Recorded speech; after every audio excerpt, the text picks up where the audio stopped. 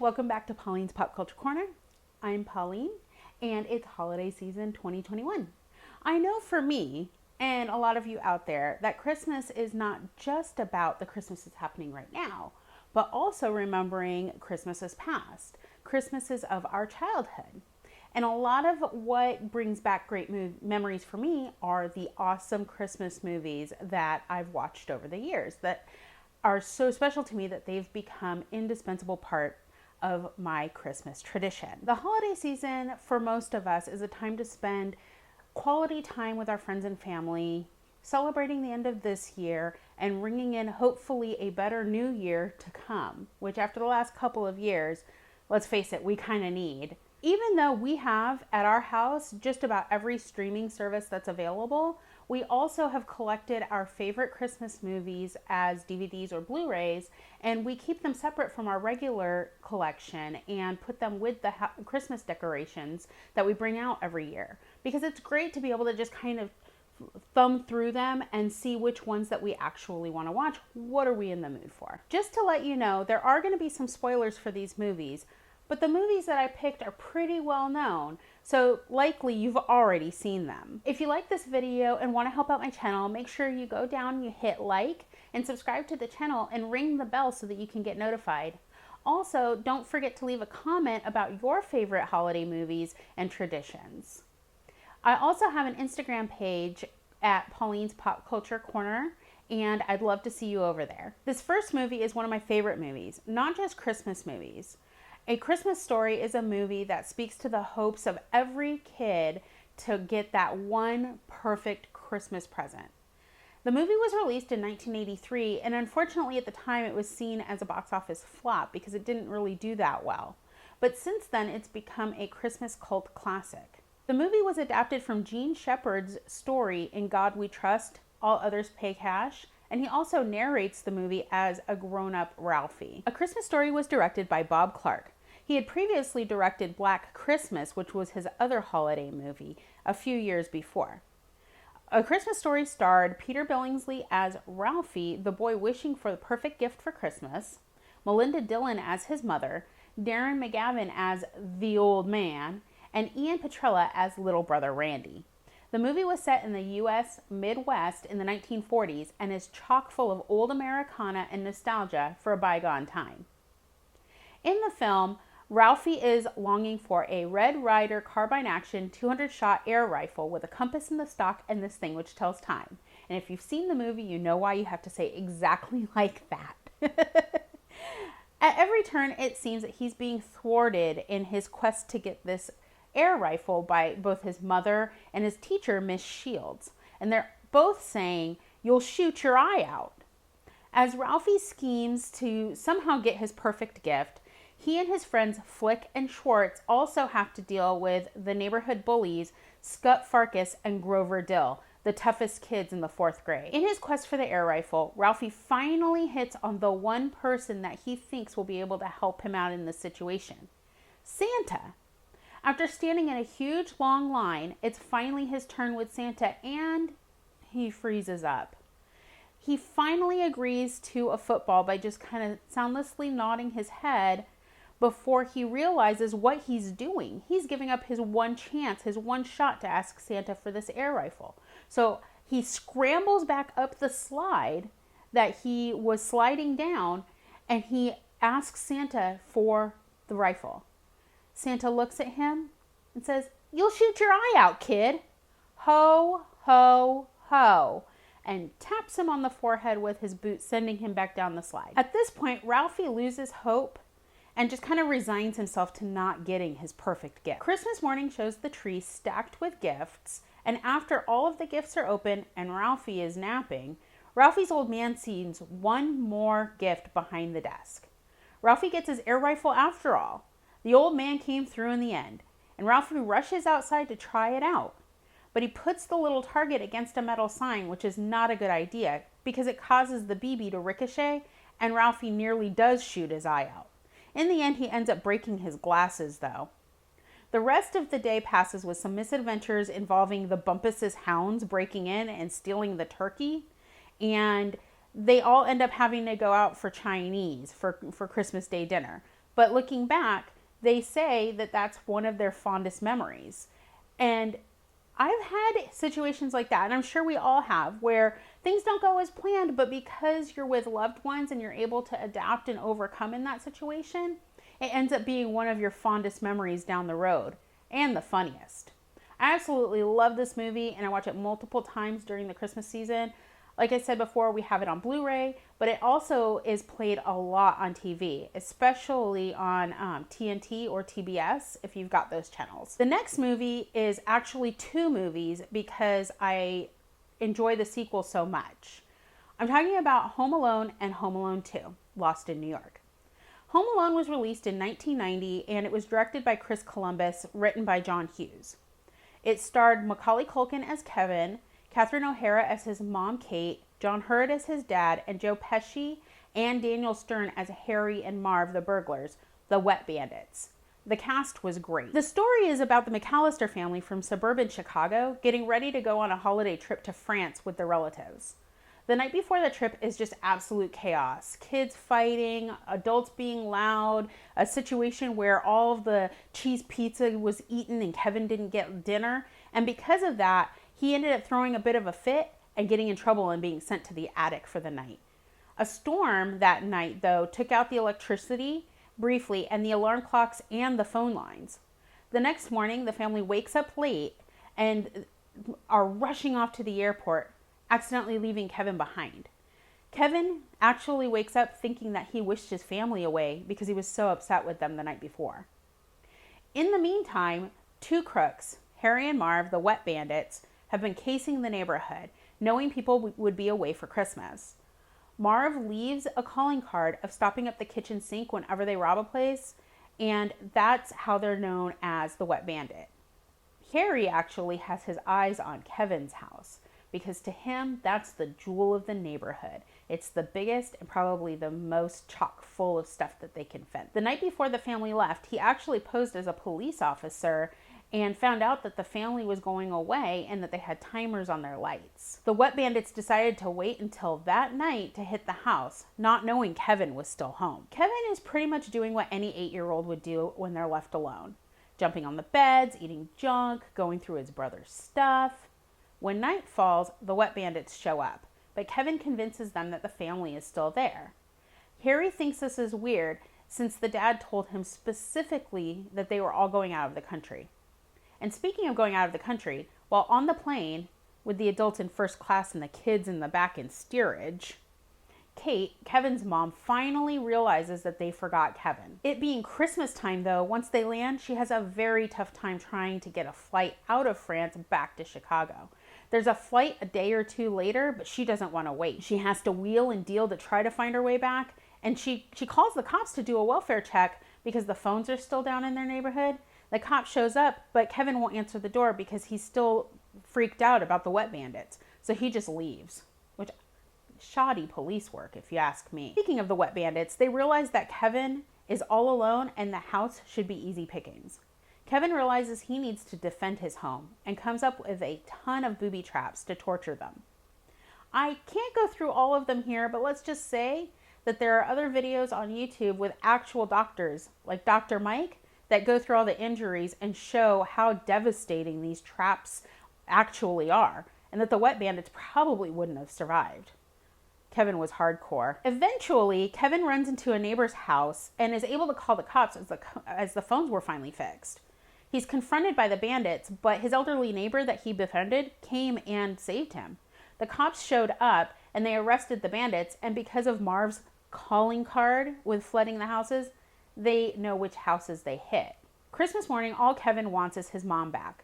And after traveling hard, she finally shows up, and the rest of the family also shows up a few minutes later because they waited for that flight. The movie is a classic for a lot of reasons. I mean, what kid didn't get mad at their family and wish that they, either were an only child or were all on their own? And his siblings weren't very nice to him, especially Buzz. Also, the fact that he had the run of the house and he could eat what he wanted, go to bed when he wanted, watch whatever he wanted to on TV, I mean, what other 8-year-old wouldn't love that? And who hasn't thought about what they would do if burglars tried to get in the house? The sequel is a pretty similar movie. I'm not going to lie. I still really like it, but it's kind of like a copy paste, just take this movie from Chicago and move it over to New York City.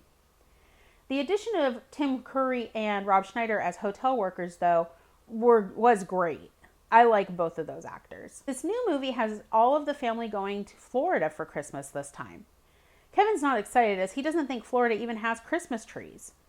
The family is, again, running late as Kevin's dad accidentally unplugged the alarm clock the night before they were set to leave, and when he plugged it back in, the alarm wasn't set anymore. I always wondered why they only had one alarm set, but I guess if they didn't, there'd be no way to have the movie. They do end up rushing to the airport, just like in the first movie, but remembering what happened in the first movie, they actually made sure Kevin was with them. In the airport, though, Kevin asks his dad for some batteries for his Talkboy recorder, and his dad just hands him the bag that has, credit cards, money, and presumably the batteries. Kevin goes through them, finds what he wants, looks up and sees his dad running down the terminal, so he rushes after him. When he gets to the gate, his dad is already running onto the plane, and he bumps into the ticket agent. All the tickets go flying, including his own that he had in his hand. They just look at all the tickets and tell him to get on board and find a seat because they need to take off, which would never happen today.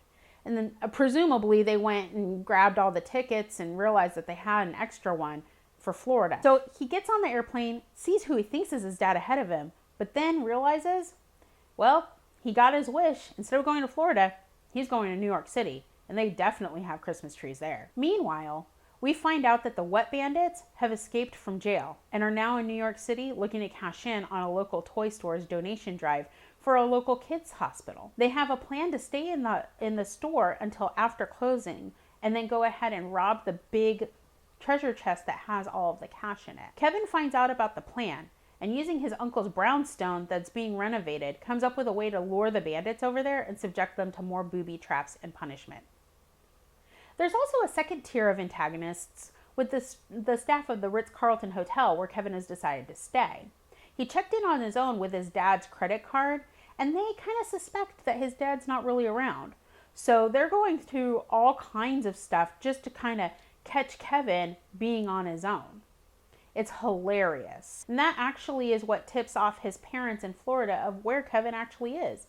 They got a tip that he used the credit card. The night of the burglary, though, Kevin succeeds in getting the bandits to the brownstone and then lures them to Central Park after he's basically beaten them up a bunch with the booby traps. He had called the cops to have them meet him in Central Park, and that's why he was going there. But when they got there, the Wet Bandits actually got the upper hand. And the only way that Kevin escaped them was with help from the bird lady that he had befriended and her bird friends. When the cops arrive, they take Harry and Marv, who are now known as the Sticky Bandits, after being covered in sticky bird seed and feathers, off to jail. When Kevin's family arrives on Christmas morning, they are all upgraded to a huge suite in the hotel. And as a reward for Kevin stopping the bandits, the kindly owner of the toy store fills the suite with gifts for everyone. These movies are fun and funny, and to me bring back my childhood because I wasn't much older than Kevin when they came out. They're definitely a must-watch in our house for Christmas. Next on my list is National Lampoon's Christmas Vacation, which came out in 1989 and was written, again, by John Hughes, who also wrote Home Alone that we talked about. This holiday installment following the Griswolds is probably my favorite vacation movie outside of the original Vacation. Starring Chevy Chase and Beverly D'Angelo, among other great actors, we follow bumbling Clark Griswold as he tries to have the best darn Christmas holiday ever and fails miserably. He has a terrible time trying to get the massive amounts of Christmas lights up and working on his house. His wife's cousins, including Eddie, played by Randy Quaid, are as kooky and inappropriate as ever. He gets stuck in the freezing attic. His Christmas tree is set on fire. The turkey is way overcooked and explodes. And after his boss doesn't come through on the Christmas bonus he was promised, that Clark was depending on to be able to build a swimming pool for his family, Eddie goes over to the boss's house, kidnaps him, brings him back to the Griswolds, and that prompts the SWAT team to come looking. Even though the movie is over the top, I feel like just about every parent can relate to at least some of the things Clark is going through. The wish for the perfect Christmas and the stress we put on ourselves is amplified in a way that makes us laugh at ourselves. White Christmas is a timeless classic set to Irving Berlin's awesome score. The singing and dancing are superb, and I can't get enough of Bing Crosby's voice. This movie came out in 1954 and stars, of course, Bing Crosby, Danny Kaye, Rosemary Clooney, yes, George Clooney's aunt, and Vera Allen. Bing and Danny play two stage performers, Bob Wallace and Phil Davis, who team up after World War II and become smash hits. One winter, they become acquainted with the younger sisters of an old army buddy who have their own act and are trying to get off the ground. These are the Haynes sisters, Betty, played by Rosemary Clooney, and Judy, played by Vera Allen. Through some hijinks, all four of them end up at a ski lodge in Vermont, where the sisters are set to perform. When they get to Vermont, there's no snow though, and the lodge is empty. They are about to leave as there's no one for them to perform for, when Wallace and Davis find out the owner is their general from the army in World War II. They decide to stay and bring their whole team up to have some performances and go ahead and promote the lodge and try to get some patrons. They do this as a surprise for the general, just telling him that they need to rehearse over the Christmas break. Quietly, they also arrange for the troops from the general's unit to come and pay tribute to the general. Betty misunderstands what's going on and thinks that they're doing it for self-promotion, and so she doesn't want to be any part of them taking advantage of the general, and so she leaves. Eventually, she finds out the truth, though, that Wallace and Davis are doing it out of the kindness of their heart and for no money or any other kind of benefit. So she comes back and is part of the show. The side plot this whole time has been Davis and younger sister Judy trying to get mother hen Betty and workaholic Wallace together so they can have some more freedom. To that end, they fake an engagement to try and force Wallace and Betty together. In the end, even though they are found out, it all works out for both couples. The finale of the movie is the song White Christmas and the opening of the huge lodge doors to show that it started snowing outside. I love all of the song and dance numbers in this movie, and it reminds me a lot of my grandparents and watching this movie when it would come on TV in the 80s. I also have always loved Danny Kaye. He was a great dancer and funny man. If you haven't seen it, I definitely recommend it. The last movie in my top 5 is the original Dr. Seuss's How the Grinch Stole Christmas animated special. This movie came out in 1966 and was based on Seuss's book. It's the story of the Grinch, who is an outcast with his dog Max and resents the Who's from Whoville for celebrating Christmas. He devises a wicked plan to steal all of the Christmas gifts and decorations and dump them so the Who's can't celebrate Christmas. He doesn't want to hear any of their songs. He doesn't want to hear them being happy. He doesn't want to know that they're having their big feast with the roast beast. He just wants none of it. His plan has him dressing as Santa and sneaking down chimneys to steal all of the gifts and the decorations. Once he has everything on the sleigh, he and Max go up to Mount Crumpet to dump it. But then he hears a cheerful sound that he wasn't expecting. The Who's have discovered that everything has been taken, but they're still happy. They're still singing. They're still joyful and spending time together. And that's when he realized that Christmas wasn't about the presents and the decorations, but about the love and the joy of being together. Grinch was so moved that he returned everything and even joined in on the celebrations. This story is a reminder for us all that we shouldn't become too fixated on the perfect decorations or the perfect gift, but should really think about spending time together and just loving each other. These were some of my favorite movies, although I have a whole lot more that I love. Make sure that you keep your traditions this year and enjoy the holidays in any way that you choose. Don't forget to leave me some of your favorite movies down in the comments, and make sure you like, subscribe, and head over to Instagram to see some favorite songs for this season. Unfortunately, sharing music on YouTube is pretty hard because of copyright, but it's a little bit easier on Instagram. Anyways, I hope you enjoyed the video, and I hope you all have a happy holiday.